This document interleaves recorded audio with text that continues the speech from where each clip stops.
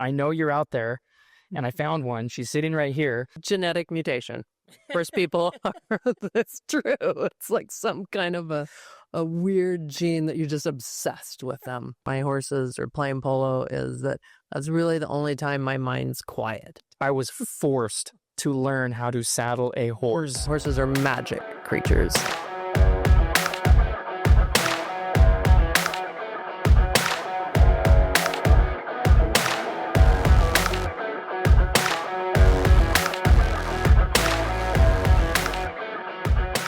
Brooks, how we doing, buddy? Are we rolling?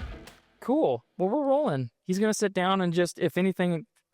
Oh, yeah. We don't need to do a clap because we got all the things. But, yeah, we're rolling. Thank you, pal. Appreciate it. If the building catches on fire, he's going to let us know. Give us an alert. Yeah.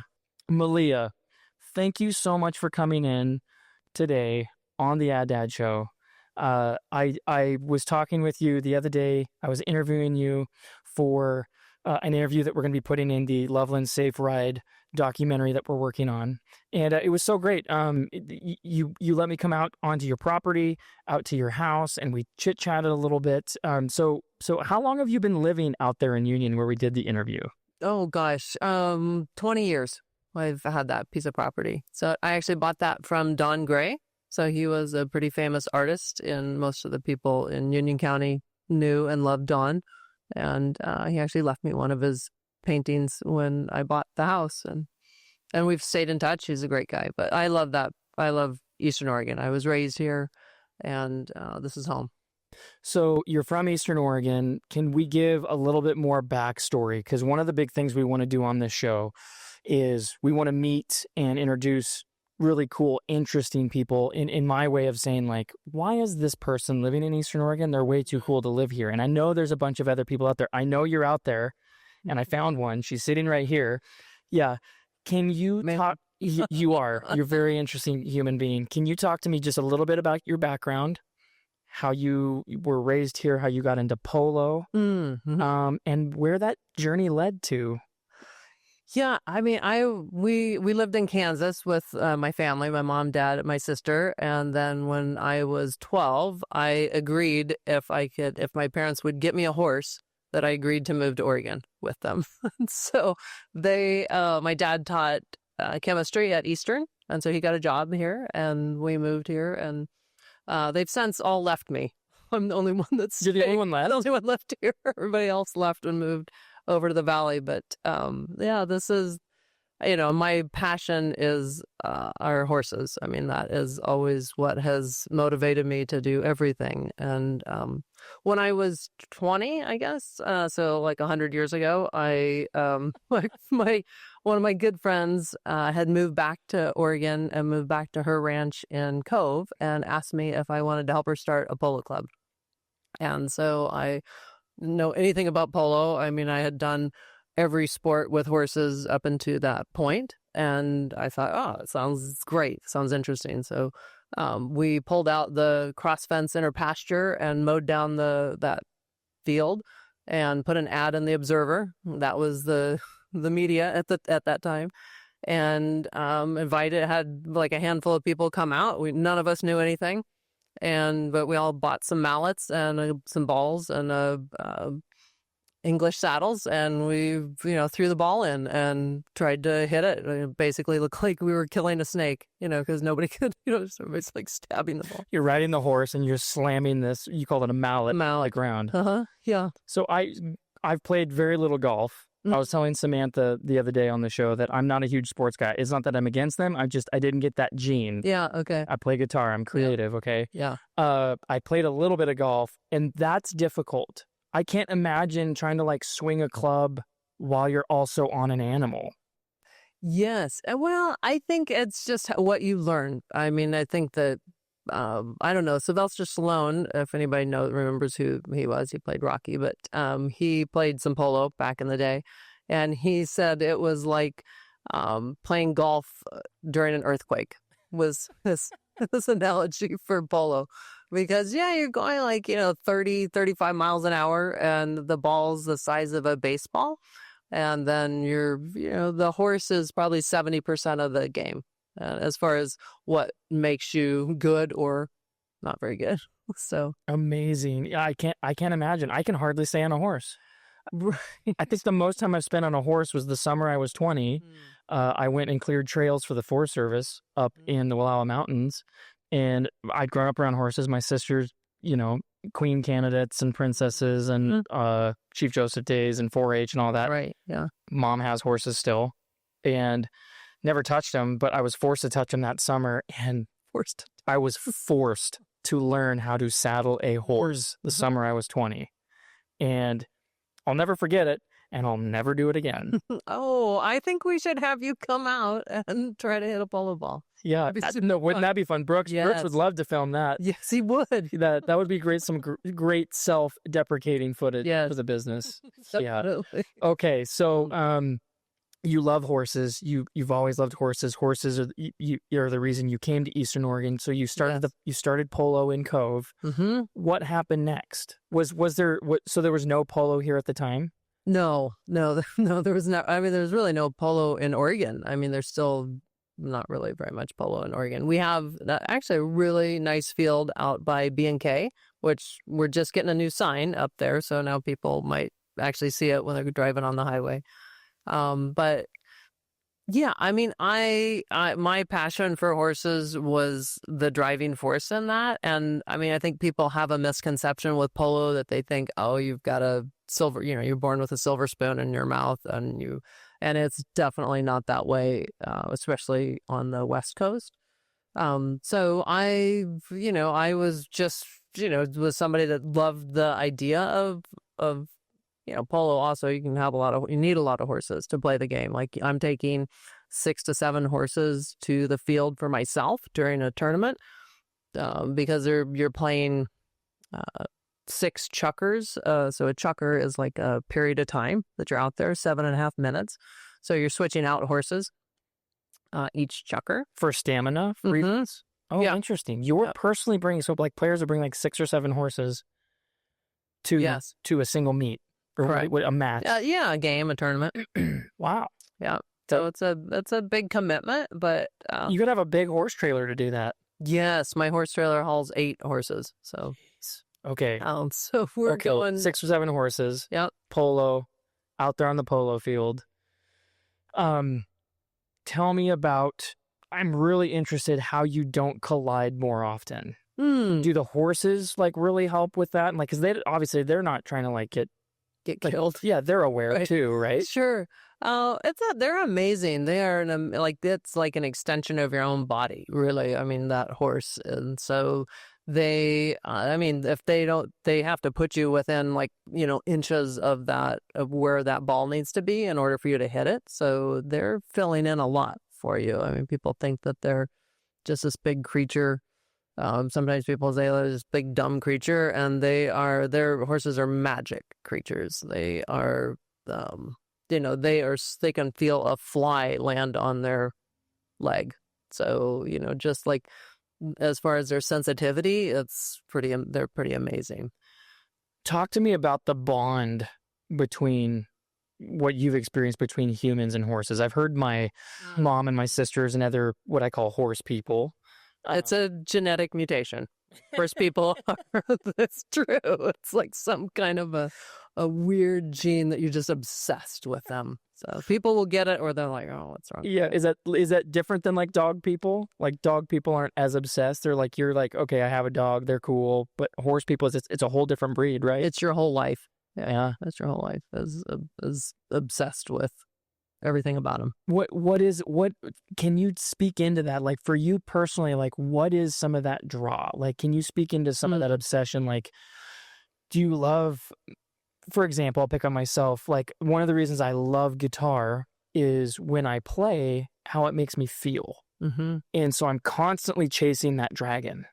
Absolutely. Yeah, 100%. I mean, I think people talk about meditation as a way to quiet your mind, and that's a tough one for me because my mind's always going, like I'm sure yours is, like 1,000,000 miles an hour all the time. It's like and the great thing when I'm riding or training my horses or playing polo is that that's really the only time my mind's quiet, and I'm really fully engaged with that that animal. Like, and those are my kids. Like, those, I don't sell my horses. Like, I keep them. They get retired on my place. So that connection for me is, something, I love each one of them.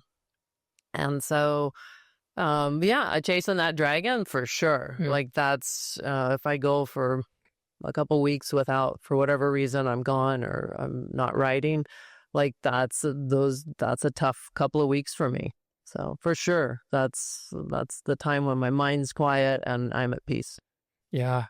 Have you ever had an experience where you feel like the horse knows how you feel, or like I've had this experience slightly with like a dog, where you're kind of just having a bad day or you're down, you're concerned about something, and like you almost feel like they come over to you and like they're not like in your face yipping at you or anything. They just kind of hang out and like kind of almost hug you. Like, have you had experiences like that with your horses? For sure.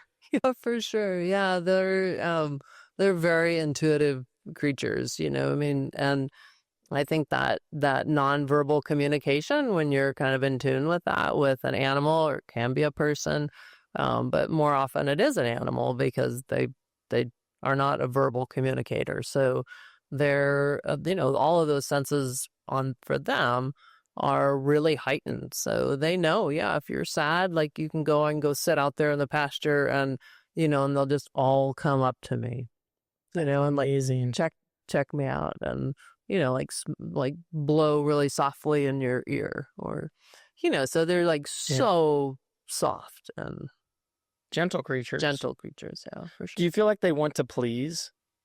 Some of them, I mean, that's helpful when you're training them. If they want to kind of get along, for the most part, they are very amicable. They want to just they want to get along. Okay, so did you help this polo club begin then? That's currently existing, and you're continuing not only playing out there but helping maintain it, or you're a part of it. Yeah. What's your affiliation with the current polo club? Yeah, I mean, we're kind of, it's a grassroots effort in Eastern Oregon. It's just a handful of people. Those are some of my best friends that are out there now, and yeah, we all, go fill holes in the field, and help. We did a beginners clinic a couple years ago. That was super fun. Try to get more people. It's a big commitment to have, and I've trained all of my own horses. So those are horses that I bought off of the racetrack. They're American thoroughbreds. And they're like 3 or 4 years old. They're not fast enough to win a big race to keep making money. So those are horses that I would retrain to play polo. That was really the only way I could afford to have 12 horses and play at a really competitive level, was to be able to train them myself and not just buy a made polo horse. You talk about playing at the competitive level.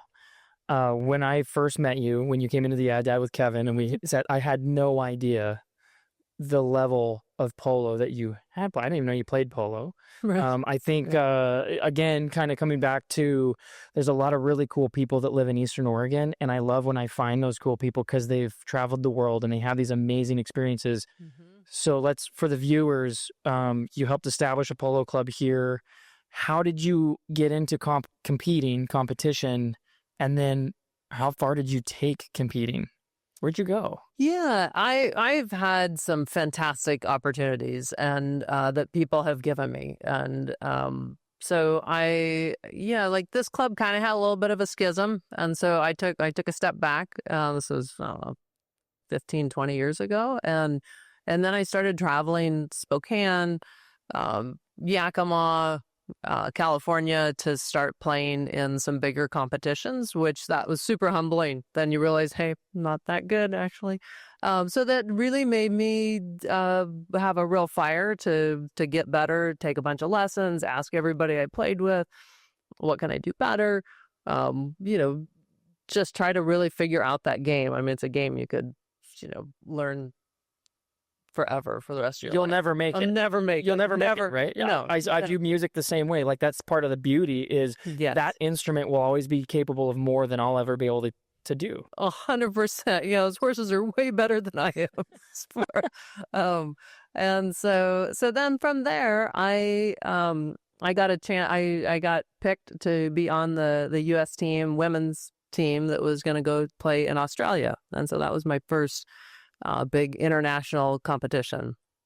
And I got the stomach flu like the night before our competition. I was like so excited to be there to play. It was a big deal for me, and so sick. And I made this pact with my body. I'm like, if you give me an hour to play this game, then you can go back to being sick after we're done. And so it worked.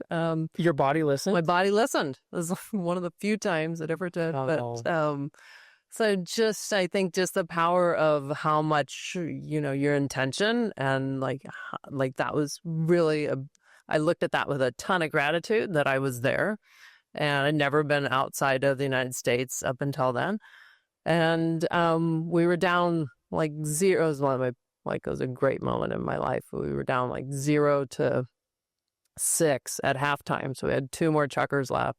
And I'm like, just lowered my head, and I made 7 goals from the field, like in the next 2 chukkers to win the game. And then from there, it kind of things really took off. Like I got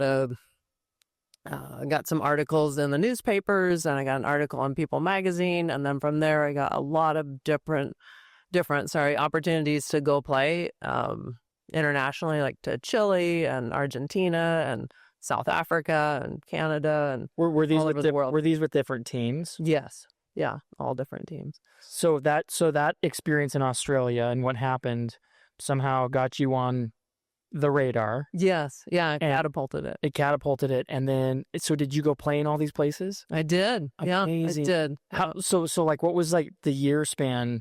Like when was this happening? Because I'm curious as to like what the world looked like at that time. Not that I want you to go into that, but like for me, and you know, when were you traveling the world and doing polo? Oh, like let's see, 20 to like 10 to 20 years ago. Okay. Like that. Like I quit playing international polo probably 10 years ago, just because you're also taking a pretty big risk. You're in a foreign country. You're playing, like the last place I got invited to was Iran, and and so that team was set, and we were all getting ready to go. My mom and dad weren't very happy about that one. Well, I can't imagine they would be. Yeah. I mean, that's a hot zone. So that was 10 years ago. It was almost exactly 9 years ago. Yeah, but I mean, the Middle East is always, Yes. not that we're going to go political today, but the Middle East has just always been a hot zone. I can't imagine any parent wanting any of their children to ever go to someplace like that. You know, I mean, I was like, No, wait a I minute. don't care. I want to go. They have green grass in Iran? They have, yeah, they have. We were gonna have to play, and I mean, this part seemed weird, like with our heads covered and like in the burqa or That's right, because of their customs. Mm-hmm. Yeah. Oh, So I hadn't even thought of that. That's so fascinating. yeah. But you didn't have to. You didn't go. We submitted all our passports and to get a visa, and just like at the last minute, the whoever's in charge of that like pulled our visas and said you're not going. Wow. And then obviously since that day, like nobody's gone there to play. I mean, that was kind of right when things were starting to heat up over there. Mm-hmm. Amazing. So you have traveled to all these different countries. What was kind of like the amount of time you spent there? Like, are you just flying and doing a match, or like were you're flying horses? No, not flying, because flying horses to a different country is like, $10,000 a horse to fly them. So it's like really expensive, and then they have to acclimate. So that's the kind of dicey part about playing polo internationally, is that you're riding somebody else's horses.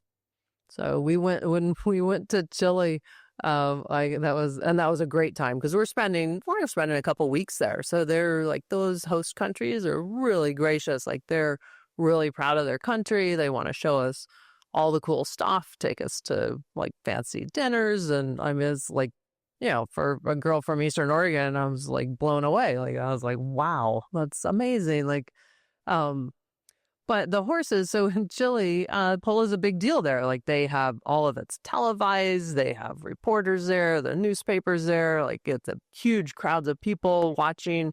Um, and so we won the test match. Like our team was much stronger than the Chilean girls team, women's team. And so then we show up for the actual match, the finals, and none of the horses were the same horses. So we get there, and the people helping the grooms asked, which order do you want your horses in? And we're like, well, I don't know, because we don't even know these horses now. And they had given us, they took all of the really good horses, and they gave us all of the horses that were not very compliant. Of course they did. And home field advantage. Yes. And I remember like talking to my team, like right before that match, before we knew the horses got switched out, and saying, this is a really big deal. Like these people have been so gracious and so generous to us. Let's not kill them. Like, let's don't run the score up. So we're all like, okay, let's just go out there and have a good time and play. And they just like, we couldn't make a goal because we couldn't even get to the ball. The horses were just like running the opposite way. And so we were, so we lost, and it was, like touche to them. Like they gave us a great time, but in the end, they were going to win that game, and they did. And they made sure of it. They made sure of it. Yeah. So it was humbling. It was like, oh, well, really, like the horses do really make, they either make you really good or they make you kind of look like a fool. Mm-hmm. Yeah. Yeah. Talk to me about after doing that, having an experience. So you're this Eastern Oregon, well, you're a Kansas gal, you moved to Eastern Oregon, rural Oregon, and you start having these world experiences. Mm-hmm. And then you get to a place where you're done doing that. What's that like? That's got to be difficult to be having those experiences. And I'm sure there's wear and tear mentally and like physically, and like you're glad some parts are over. Mm-hmm. But I also know for me, when you get done playing a gig, it takes a couple days to come back to earth, put your feet down, and realize, okay, that because it's again, Right. You're chasing that dragon. It's such a exhilarating experience, and you did it for so long. How did you reacclimate? Was it hard to reacclimate back to Eastern Oregon, or was it easy? Like, I'm curious what that was like for you. I think there's a lot that I love about Eastern Oregon. So, I mean, I'm here intentionally because I want to be here. I love the people, the real people. Like, I get to have real conversations with people every day. There's not very much phony or pretentious about them. Like, they're out there trying to do the right thing for their family and for the community. So, I do love it here, but for sure, like you go and you see the world, and and you get get to see how the other half, I guess, lives. And I am lucky enough, though. I do spend my winters in Southern California, so Okay. I do play that's kind of my primary. I'm still playing competitively, just with my own horses.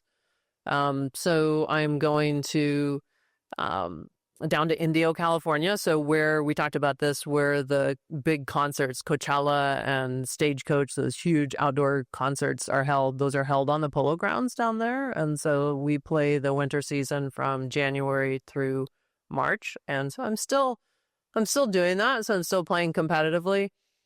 Just not going to other countries to ride horses that I don't know. Like there's, some of the guys that go play have had some pretty big wrecks. I mean, you can have and get hurt, and I've certainly had some big wrecks in my life, and my body's definitely taken a toll from those for sure. Like getting hauled off the field in an ambulance, a couple of times. Really? Oh yeah, for sure. Yeah, to get knocked down. Like I've had like my horse. Somebody just misjudges. It's a contact sport. Mm-hmm. Men and women are handicapped the same. So I'm competing for the same spot on a team as, some 20-year-old guy.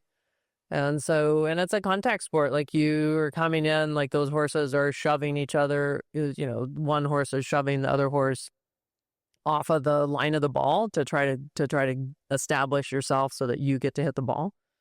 So, you can misjudge, especially that, young That's always been some young, 20-year-old kid that's come in too hard at too big of an angle and knocked me down. It's T-boned you, basically. T-bone, yeah, just yeah, really. like collision, like, Yeah. hitting Yeah. somebody in an intersection. Yeah. Yeah. Ambulance. You've had to be hauled off the field several times in an ambulance. Twice in an I'll ambulance. call that several. Okay. That's like 2 times too many, right? Yeah, for sure. Sure. I've never been hauled off of a sporting field in an ambulance. I'm glad, but That's good. Yeah, you don't want that. no, you don't want that. But yeah, so I remember, gosh, I don't remember the guy's name, but they used to own it, maybe they still do, but up in Enterprise, it was the Outlaw Motorsports or whatever the motorsports place was. And I was in there, I was waiting to buy a part for my motorcycle at the time, and he was kind of racing competitively. I think he was in his mid-30s, and he was racing the 125 cc's, and he goes, I'll never race 125 again. And I said, Marcus, I think was his name. I said, Marcus, how come? And he goes, same thing. He's like, you got all these 18 and 19-year-olds who mom and dad have bought all the stuff, and they're just reckless, and they come in. He's like, I bought all my stuff, and he's like, I literally can't afford it. And like, they're reckless. They don't understand the risk that a 36-year-old. They're just on a different page, right? So yeah, I've heard that before, and I can totally understand. And actually, bringing up motorcycles, when you were talking about how horses, they're a being themselves, and how they're kind of taking care of a lot of that. I think polo on a motorcycle would be more difficult because you're having to control every aspect of the motorcycle. Yeah. So somebody who's never really ridden a horse, could you speak into that a little bit, just of that analogy of like, because a motorcycle, you have to like throttle up, throttle down, brake, turn. You were talking about like the horse knows how to do a lot of that. Yeah, for sure. Like they, like horses, I think a lot of people think, oh, you just like pull on the reins and that's how you like you're driving it. Like you're driving it. Yeah. But that's like kind of at the end. So a lot of like riding that horse is like your body like going, coming back, and the horse feels that and they slow down, or you lean forward and they speed up, or you shift slightly right and they're going to turn right, or shift, the other way. So they, they really, people don't even realize, I mean, sometimes I don't even realize like how much of that is just subconscious, that I'm not actually like, definitely not manhandling them, to go to, to get to the ball. Like they know, like you hit the ball, or, off to the right, like you cut that ball open, and they just instinctively drop on that line. Like they just will, go. You can just almost think where you want to go, and that's where they're going to go. Interesting. Fascinating. I've never had an experience like that. Very fascinating. That's got to be exhilarating. It is. I mean, it's a real adrenaline sport anyway. And so, you're out there with, there's 4 people on your team, there's 4 people on the other team. So that's 8 people on a field that's 100 yards wide by 300 yards long. So it's like 7 football fields put together. So it's a massive field. Huge. And so there's some rules to prevent that danger to the horse, or prevent that. Like, knock on wood, I've never gotten one of my horses actually hurt. I would rather get hurt than have my horse hurt. So that's the one thing that brings out Mama Bear in me, is if you hurt my horse, then that's going to get ugly. We're going to see a different side. Yeah, the rest of the time, real happy. Pretty chill. Very chill. Yeah, you seem like a chill person. Yeah, I mean, I think I'm lucky. I just think things don't bother me the way that they bother a lot of people. Like, it really takes a lot to offend me, or to make me mad. So you go from, and you're still playing polo, you were competing worldwide. Now you're still doing it as a hobby, not professionally anymore. Okay, not professionally, so it's total hobby. You're still playing down in California. You're kind of snowbirding down there. So who's taking care of the house when you're down there? I have some great girls that work for me, like a couple of college girls that take care of the place when we're gone, and they're fantastic. Like, I'm really lucky. They're like my surrogate daughters. I love that. Yeah. I love that. Extended family. Yeah. So what are we doing now, and what have you been doing? So what are you doing professionally now? I could tell the listeners, but I think it would be much better soundbite Okay. coming from you. So, Sure. so Malia, what are you doing currently? So my business and what has given me the luxury of even like having the time and financially to be able to have horses and have that lifestyle is the last 30 years. My business is I help people set up their funeral plans. This is going to take like the people like, what? We went from polo To death. Yeah. okay. But that's been my job as I work at the funeral home and somebody wants to come in and get their arrangements made ahead of time, get that paid for so that, it's a real character decision. I feel like people are coming in, they're doing the right thing for their family. So I also meet like great people, like just the nature of that job. It kind of weeds out the cream rises to the top. Like those are the people that I talk to because they are people are really like thinking of somebody other than themselves. Like, you think, oh, well, no, when I'm dead, what difference does it make? Like, those aren't the people that I talk to. Like, I talk to people that are like, how is that going to affect How's that going to affect my kids, my family, my wife, my husband, like all of those, people that you love. Like, that's who's got to do this if you don't do it. So that's my job is I meet with those people and help them to come up with a plan. When something happens, we're going to have a plan in place to take care of all of those arrangements so that all those questions are answered, those decisions are made, it's paid for.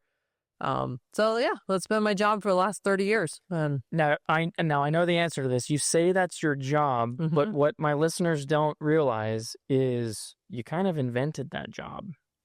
I did invent that job. I want you to tell us that story. So you're an entrepreneur.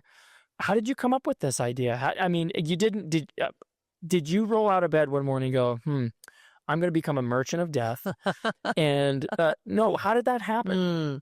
It was I feel like the stars all aligned. Like but I'm also like, I'm a hard worker. I mean, that is one thing that my parents instilled in me is that, if I see something, I'm going to do it. And so, I have my insurance license. I basically, you get that out of a box of Cracker Jacks. And then, then you got your license. And so I was cold calling people out of the yellow pages. That's when we still had the phone book. And I was going through the businesses and I'd call and I'd ask whatever I was trying to help sell to somebody, whatever insurance product that I had at that time. And I just happened to call the funeral home. I happened to call the local funeral home in La Grande and, gave them my pitch. And they're like, no, we probably don't need that. But you know what? We do need somebody to set up people's funeral plans. And I thought, well, I'll go talk to them. And